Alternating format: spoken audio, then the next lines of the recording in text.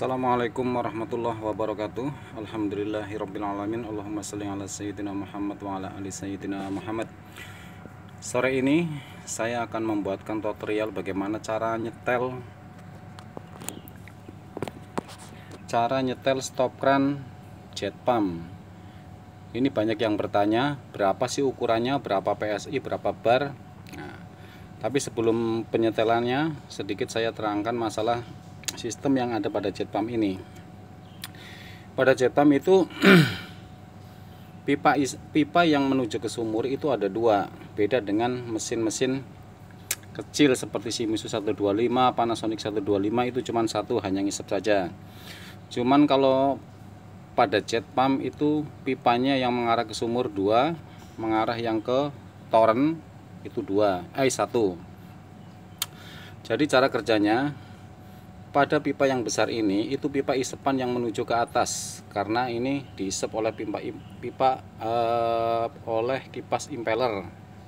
Kemudian dari impeller itu dibuang menuju ke pipa yang satu lagi. Jadi masih ada arah satu lagi yang menuju ke sumur. Tujuannya apa yang menuju ke sumur?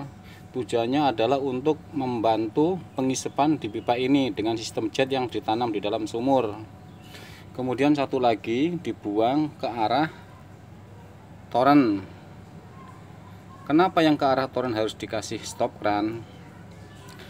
Karena kalau tidak dikasih stop kran, otomatis air akan terbuang ke sini lebih leluasa, maka arah yang ke bawah akan berkurang, makanya sistem kerja jet akan terganggu.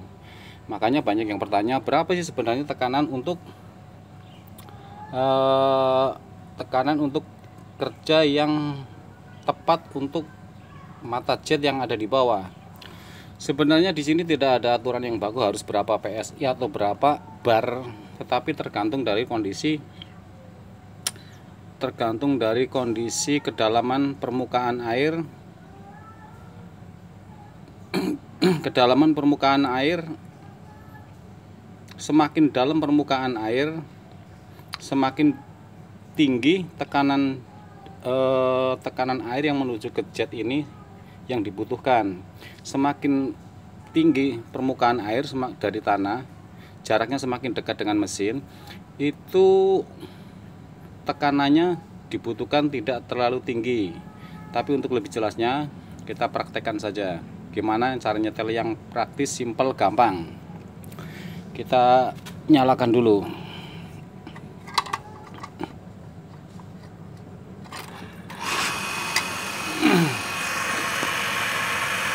Udah nyala ya. Ini cara nyetelnya begini. Ini awalnya memang setelannya sudah pas, maka suara mesinnya udah stabil, udah bening, udah jelas. Tekanan sementara di sini menunjukkan sekitar 438 PSI. Karena memang di daerah sini permukaan air lumayan dalam, sekitar 10 meter lebih.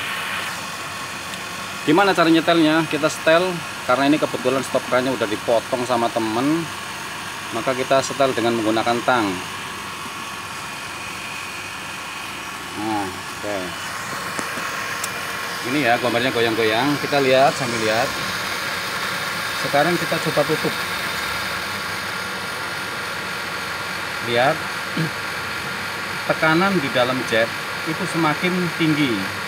Efeknya apa? Kerja jet di dalam sangat kuat sehingga isapan yang ada di pipa ini itu lebih ringan kerjanya, tetapi efeknya air yang menuju ke toren itu akan mengecil. Bagaimana nyetel yang pas? Kita kendorin.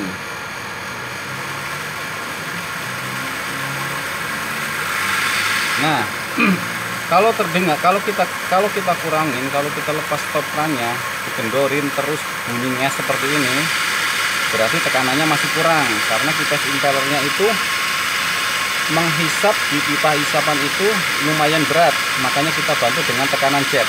Kita putar ke kanan sedikit, kita tutup sedikit. Nah, suara gemuruh di daerah impeller itu akan hilang. Itu setelan yang pas. Kalau kita setel terlalu tinggi, kurang bagus. Kalau kita setel terlalu buka, ini seperti ini, juga kurang bagus. yang bagus, yang pas, kita kencangkan sedikit sampai suara kemerosok dari pipa impellernya itu hilang. Nah, seperti ini. Jadi kalau ada yang bertanya berapa sih tekanan yang pas, tekanan yang pas untuk jet, untuk tekanan jet itu setiap daerah, setiap pompa, setiap apa beda-beda. Tetapi penyetelan yang gampang, yang simple seperti itu.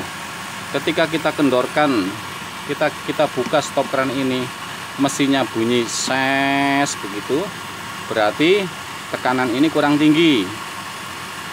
Kalau kita tutup terlalu tinggi, kerja jetnya terlalu maksimal, venturi yang ada di dalam mata jet, di dalam sumur ini nanti cepat luka. Akibatnya nanti sistem jet ini kerjanya tidak sempurna. Makanya disetel pada tekanan yang diperlukan saja, jangan terlalu tinggi, jangan terlalu rendah.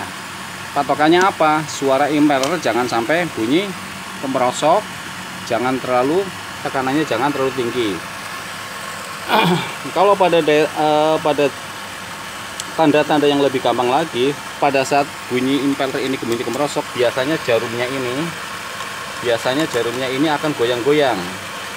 Kalau jarumnya ini goyang-goyang, naik turun, tinggal ditutup lagi stop kerannya sedikit demi sedikit sampai jarum ini tidak bergoyang-goyang. Itu aja ya, gampang lah, mudah.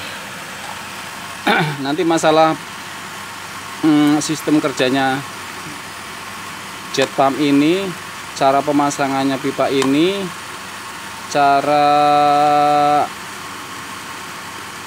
apa ya, nanti akan saya bikinkan tutorial yang lebih detail. Kali ini saya hanya fokus ke cara nyetel stop keran yang ada di jet pump ini. Saya kira itu aja ya, mudah ya, gampang ya. Nanti kalau ada sesuatu yang mau ditanyakan, silakan tanyakan di kolom komentar. Kalau ada yang mau nambahin, barangkali saya salah dalam membuatkan tutorial ini, silakan tambah juga di kolom komentar. Terima kasih, saya kira itu aja. Assalamualaikum warahmatullahi wabarakatuh.